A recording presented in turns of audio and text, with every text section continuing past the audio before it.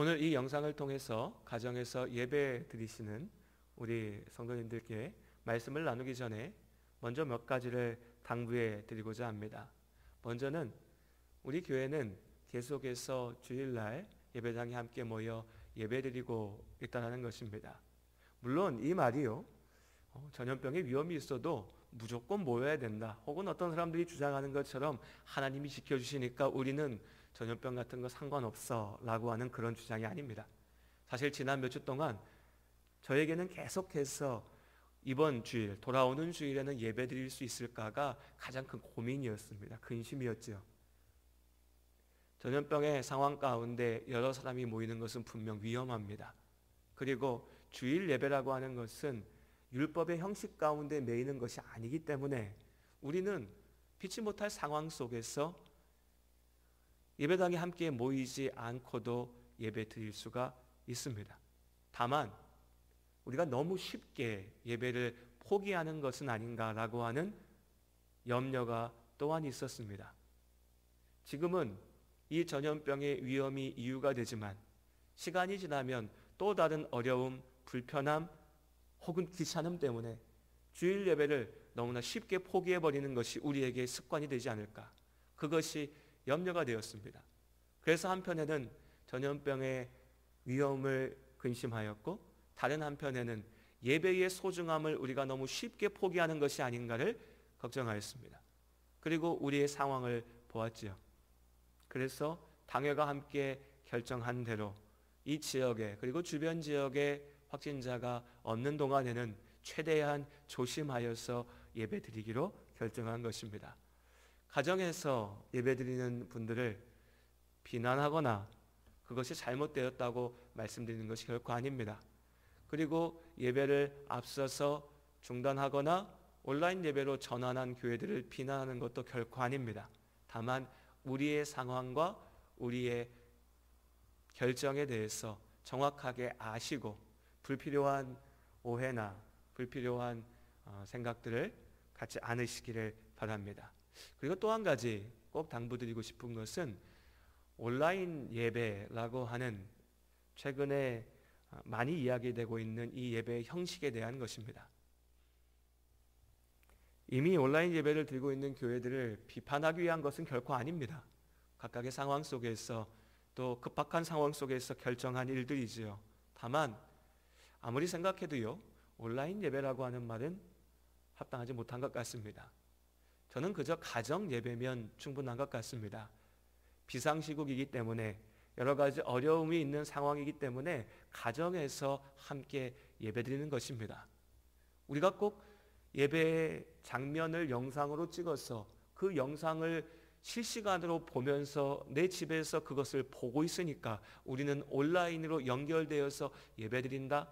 글쎄요, 그렇게 생각할 수도 있지만 저는 그것이 어떤 의미인지 잘 모르겠습니다. 그리고 하나님께서 원하시는 예배의 본질과 맞닿아 있는 것인지 그렇지 않은 것 같습니다. 그래서 이 시간 가정에서 예배드리는 우리 성도님들, 내가 온라인 예배드린다라고 생각하지 마시고요, 가정에서 예배드린다, 우리 가정이 하나님 앞에 예배드리고 있다라고 하는 마음으로 예배 가운데 함께 하셨으면 좋겠습니다. 그리고 목사는 그 가정 예배 가운데 함께 제가 참석하지 못하기 때문에 그 예배 가운데 말씀을 나누실 수 있도록 영상으로 전하여 드리는 것입니다.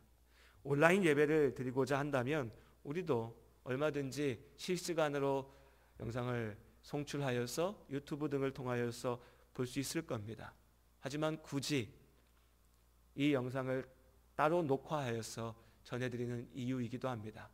지금 여러분이 함께하고 계시는 그 자리가 예배의 자리이고 하나님께서 축복하시는 자리입니다. 또한 그 자리가 모든 것이 아니라 우리 교회에서, 예배당에서 믿음의 공동체가 함께 모이는 시간이 더욱 소중하다고 하는 것을 분명하게 기억하시기 바랍니다. 그리하여서 가정의 예배 가운데 하나님께 영광 돌리고, 또한 이 어려움이 속히 해결되어서 주의 몸된 교회가 다시 함께 모이는 그 시간을 사모하는 우리가 될 수 있기를 바랍니다. 코로나19 사태로 인하여서 대한민국의 모든 국민들이 어려움을 겪고 있습니다. 이 상황을 보면서 아마도 누구보다도 복잡한 신경을 갖고 있을 분들이 신천지 피해 가족들이 아닐까 싶습니다. 사이비 집단인 신천지의 폐해는 하루 이틀의 일이 아닙니다. 이미 오래전부터 이 신천지로 인하여서 멀쩡한 가정이 파괴되는 아픔을 겪은 분들이 있었습니다. 이혼을 종용하고 자녀들을 가출하게 만들었습니다. 연락이 끊긴 자녀를 찾아 나선 부모를 그 자녀의 이름으로 고소하고 고발하는 일까지 벌어졌습니다. 그러나 피해 가족들이 울분에 차서 외치는 그 소리에도 불구하고 우리 사회는 이 모든 일들이 그저 종교적인 문제이다, 몇몇 가정의 특별한 일들이다 라고 무시해 왔습니다. 그렇게 묻혀져 왔죠. 이제 코로나19로 말미암아서 그 폭발적인 확산의 원흉이 신천지로 밝혀지면서 이제 비로소 신천지 사이비 집단에 대한 사회적인 경각심이 커져가고 있는 것입니다.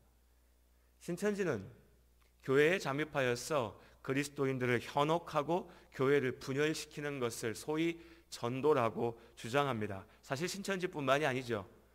하나님의 교회, 구원파, 통일교, 여호와의 증인, 이루 다 말할 수 없는 많은 이단들을 통하여서 그리스도인들이 믿음을 저버리고 성경의 표현에 따르면 더러운 구덩이에 눕고 있는 문제가 계속해서 나타나고 있습니다.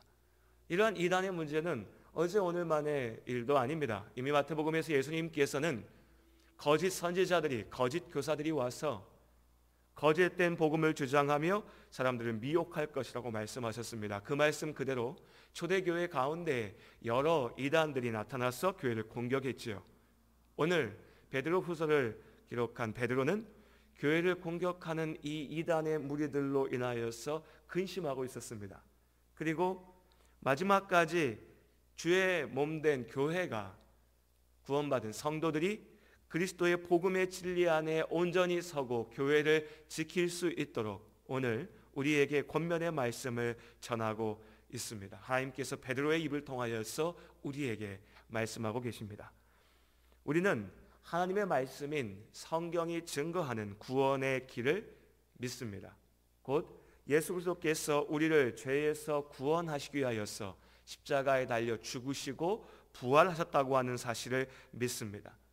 오직 예수님께서 우리의 구원자가 되십니다. 그리고 구원받은 성도들은 말씀하신 그대로 예수님께서 다시 오실 그날을 기다리며 하나님께서 부르신, 우리를 세우신 이 자리에서 교회 공동체를 이루고 예수 그리스도의 모습을 닮아 의와 사랑을 이루는 삶을 살아갑니다. 이것이 성경이, 하나님의 말씀이 우리에게 전하시고 명령하시는 복음의 삶, 구원의 길입니다. 문제는 성령의 감동으로 주어진 이 성경의 말씀들을 제멋대로 해석하려고 하는 시도들이 계속해서 이어지고 있다는 것입니다. 이것은 어리석은 짓이고 스스로 멸망에 이르게 되는 길이지요.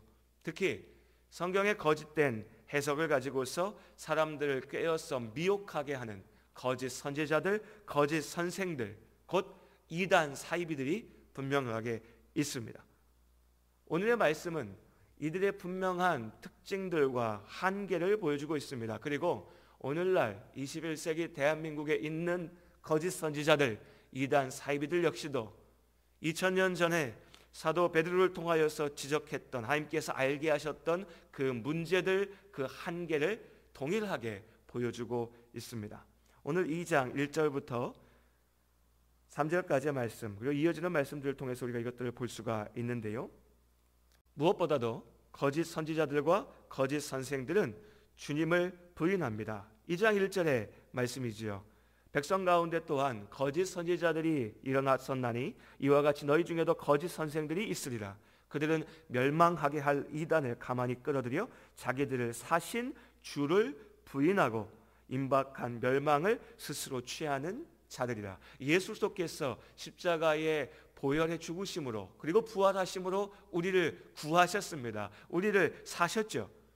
성경은 오직 예수께서 우리의 구원자이심을 분명하게 선포하고 있습니다. 하나님의 구원 약속은 예수 그리스도 안에서 이루어졌습니다. 하지만 거짓 교사들은, 거짓 선지자들은, 이단과 사이비들은 제각기 다른 표현들로 이야기하고 있지만 그 본질에 있어서는 예수 그리스도를 부인합니다. 자기들 멋대로 성경의 시대를 나누고 성경에 등장하는 동방을 꼭 한국이라고 해석합니다. 왜냐하면 그래야 스스로를 이 한국 땅에서 태어난 내가 재림 예수고 성령이고 하나님이라고 주장할 수 있기 때문입니다.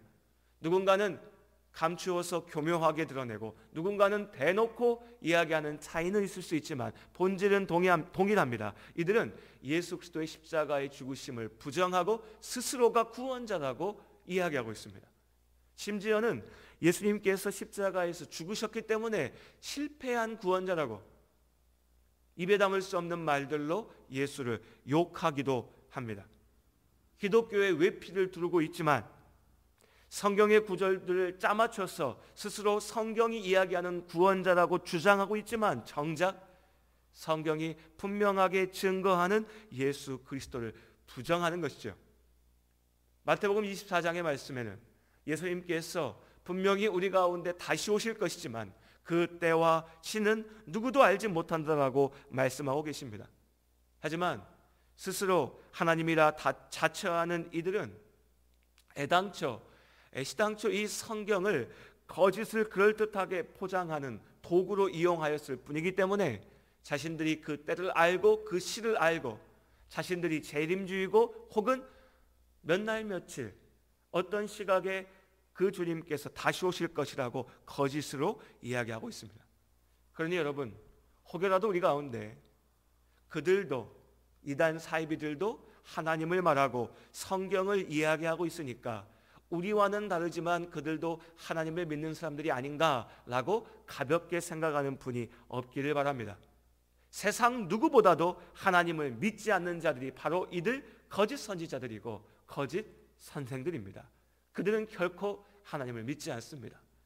그들은 성경을, 하나님의 말씀을 그저 자신들의 종교적인 사기를 포장하기 위한 도구로 사용하고 있을 뿐입니다. 또한 거짓 선지자들은 결국 돈과 권력과 성이라고 하는 세상의 탐욕을 추구하는 자들입니다. 이 더러운 탐욕을 채우기 위해서 하나님의 말씀을 이용하고 예수의 이름을 파는 것이지요. 그래서 그들은 결코 돈의 문제에서 자유롭지 못합니다. 여러 이단들의 모습을 보면 그들은 사람들을 긁어 모아서 교세를 확장시킨 이후에 그것을 가지고서 기업을 만듭니다. 통일교가 그랬고 안식교가 그랬죠. 박태선의 전도관이 그랬습니다. 물건들을 팔아서 이익을 남깁니다. 지금은 구속되어 있는 만민중앙교회의 이재록이라고 하는 이는 자신의 권능으로 무안에서, 자신의 고향이 무안이었는데요, 전남 무안이요, 그 무안에서 가져온 물에 안수하여서 그 물에 특별한 능력이 생겼다고 이야기합니다. 그래서 이걸 무안단물이라고 부르는데요, 이 특별한 능력이 생긴 물을 먹으면 병이 낫고 아픈 곳이 고쳐지고 심지어는 기계에 갖다 부으면 고장난 기계가 고쳐진다라고 주장하면서 이 물을 팝니다. 결국 목적은 돈이죠. 이단 사이비의 목적은 결국 돈에 있습니다. 또한 이들의 분명한 특징이 2절에 등장하는 것처럼 호색, 곧 성적으로 타락하는 것입니다. 대한민국 이단들이 애용하는 교리 중에 피가름이라고 하는 교리가 있습니다. 간단하게 설명드리면 창세기에 아담과 하와의 죄가 우리가 알고 있는 것처럼 선악과의 약속을 지키지 않음으로 인하여서 벌어진 문제가 아니라 그 말씀 가운데 감춰져 있는 것이 뭐냐면 하와와 사단이 성적인 관계를 맺게 됐다는 겁니다. 그로 인해서 하와의 피가 더럽혀졌고 아담과 하와의 자손이 죄의 자손이 되었다는 것이죠. 이것을 정화하기 위해서 하나님께서 세우신 구원자의 피가 하와에게, 사람에게 들어와야 되는데 이 깨끗한 피를 얻을 수 있는 방법이 또한 성관계라고 하는 것입니다. 음란하게 이를 데 없는 더러운 교리죠. 그런데 이 더러운 교리가, 이 피가름의 교리가 문선명의 통일교나 정명석의 JMS나 신천지 이만희의 신천지나 천부교 박태선을 통하여서 이단 사이비 교주들이 자신들의 성폭력을, 음란함을 정당화하는 수단으로 이용되어져 온 것입니다. 이것이 역사 이래로 거짓 선지자들, 이단 사이비들 가운데 나타나는 분명한 특징입니다. 거짓 교사들은 또한 자신들이 지어낸 말을 가지고서 사람들을 속이죠. 여러분, 거짓말이 죄라고 하는 것은 보편적인 양심을 가지고 있는 사람이라면 누구나, 어린아이들도 알 수 있는 분명한 사실입니다. 이번에 코로나19 확산 과정에서 분명하게 드러났지요. 사실 무엇이 문제입니까? 세상 사람들이 봤을 때 사회의 제도와 법으로는 이단 사입이 신천지를 처벌할 근거가 없습니다. 그들을 악하다고 이야기할 근거도 없지요. 문제는 그들이 그 상황 속에서도 정직하지 못하는 겁니다. 자신들의 조직을 지키기 위해서, 이익을 차리기 위해서 거짓말하는 거죠. 그럴 수밖에 없습니다. 애시당초 이 신천지라고 하는 조직이 지금과 같이 성장해온 그 모든 과정이 거짓으로 도배되어져 있었기 때문입니다. 교회에 몰래 숨어 들어와서 사람들을 속이고 거짓말하고 무너뜨려 왔던 것이지요. 신천지를 비롯한 이단 사이비들은 자신들의 주장을 정당화하기 위해서, 자신들의 목적을 이루기 위해서 거짓을 마다하지 않습니다. 제멋대로 성경을 짜집기 하면서 정작 너무나 분명한 하나님의 명령은 철저하게 무시하는 거죠. 거짓말합니다. 죄를 짓습니다. 그러나 그 죄가 하나님의 일을 위해서는 괜찮다라고 이야기합니다. 그들의 주장이, 그들의 삶이 스스로가 거짓 선지자이고 죄인이라고 하는 것을 분명하게 보여주고 있습니다. 하나님께서는 베드로를 통하여서 이들의 실체를 적나라하게 드러내 보이시죠. 베드로전서 2장 12절과 14절의 말씀 가운데 우리가 이것을 볼 수가 있습니다. 이 사람들은 잡혀 죽기 위하여 난 이성 없는 짐승과 같고 멸망 가운데 멸망을 당할 불의의 자식들입니다. 하나님께서 미워하는 자들이고 이들은 사람들을 속이는 것을 즐거워하고 음란한 눈으로 세상을 바라보고 탐욕 가운데, 그 탐욕의 마음 가운데 노예가 된 저주의 자식들입니다. 하나님께서는 사단의 도구가 된 이 거짓 선지자들을 반드시 심판하십니다. 세상의 모든 악들과 마찬가지로 이 이단 사이비들도 잠시는 영광을 누리는 것처럼 보입니다. 신천지를 보십시오. 최소 20만이 넘는, 자신들의 주장대로라면 30만에 달하는 사람들이 그 거짓 종교에 매여서 가정을 파괴하고 자신들의 모든 것을 갖다 바치면서 인생을 허비하고 있습니다. 그 영혼이 죽어가고 있습니다. 그 결과로 교주인 이만희는 좋은 자리에다 자신만의 궁전을 지어놓고 호화로운 생활을 이어가고 있습니다. 그러나 그 거짓된 영광, 헛된 영광은 잠시의 것이고 결국 그들의 자리는 지옥의 어두운 구덩이고 캄캄한 어둠의 자리, 심판의 자리인 줄로 믿습니다. 이단의 실체를 알고 경계하는 것은 분명 중요한 일입니다. 하지만 우리에게 더욱 중요한 일은 이 멸망의 종들을 비난하는 것을 넘어서 하나님께서 우리에게 주신 우리의 소명과 우리의 삶의 자리를 바르게 기억하고 살아가는 것입니다. 거짓 선지자들은 예수 그리스도의 다시 오심을 자신들의 이익을 위해서 거짓으로 포장합니다. 이와는 반대로 오늘 베드로후서 3장 3절과 4절의 말씀에 보면 예수 그리스도께서 우리 가운데 다시 오실 것임을, 하나님께서 이 땅의 주인이심을 부정하고 믿지 않고 이것을 믿는 이들을 조롱하는 세상에 많은 믿음 없는 사람들이 있습니다. 우리는 이 앞에 서 있는 겁니다.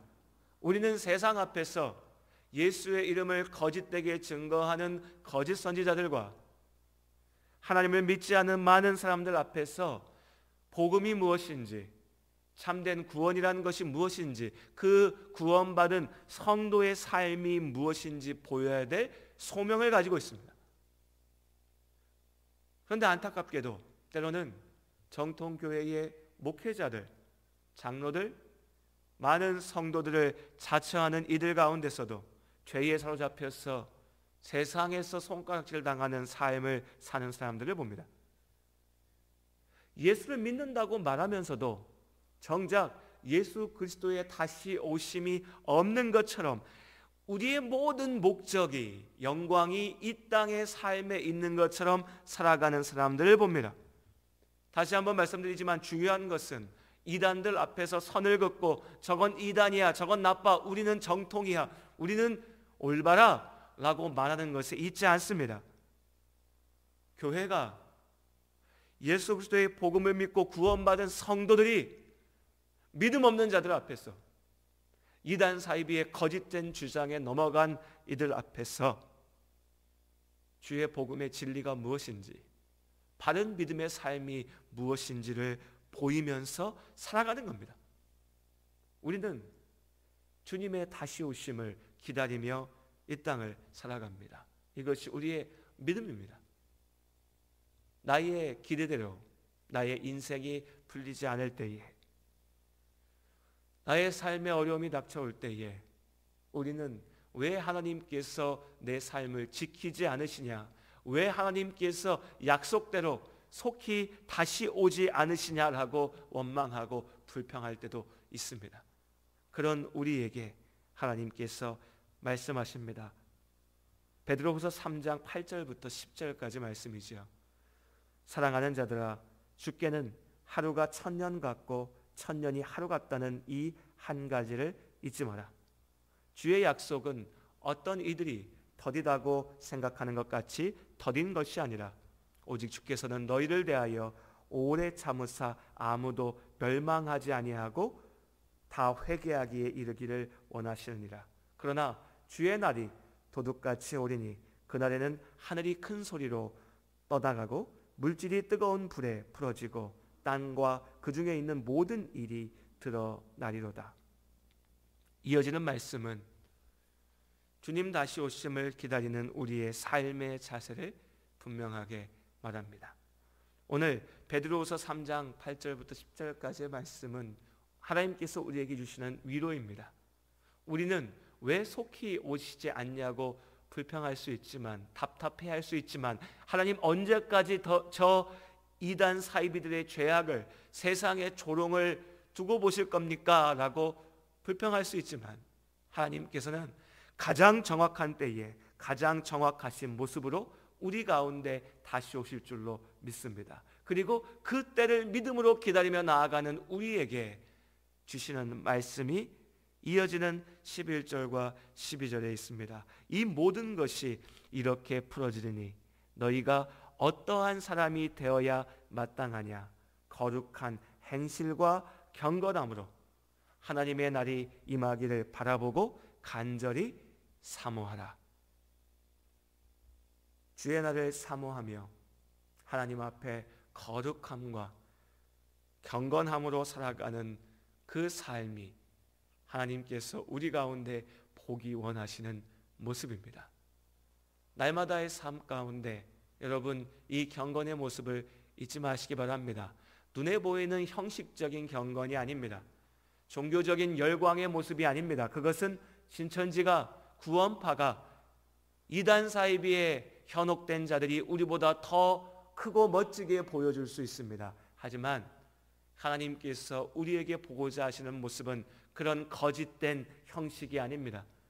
우리의 마음의 중심에 있는 하나님을 향한 사랑이고, 그 사랑을 품고 나아가는 하루하루의 진실되고 정직하며 거룩한 삶입니다.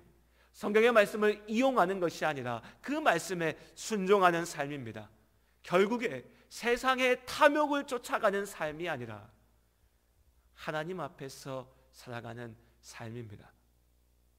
내가 구원받지 못하는 게 아닌가 두려워하면서 살아가는 하루하루가 아니라 예수 그리스도의 십자가의 은혜로 구원받음을 확신하며 감사와 기쁨으로 나아가는 삶입니다.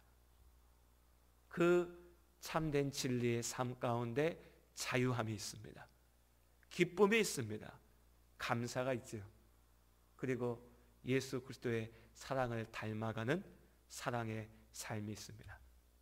이 시간 하나님 앞에 모여 예배하는 모든 이들이 이 거짓의 굴레를 벗어버리고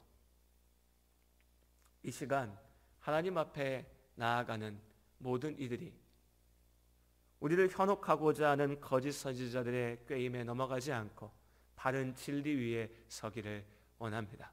그리하여서 우리의 삶이 오직 하나님의 손안에 있음을 기억하고 주님 안에 승리하는 삶이 되시기를 예수님의 이름으로 축복합니다. 기도하시겠습니다. 하나님,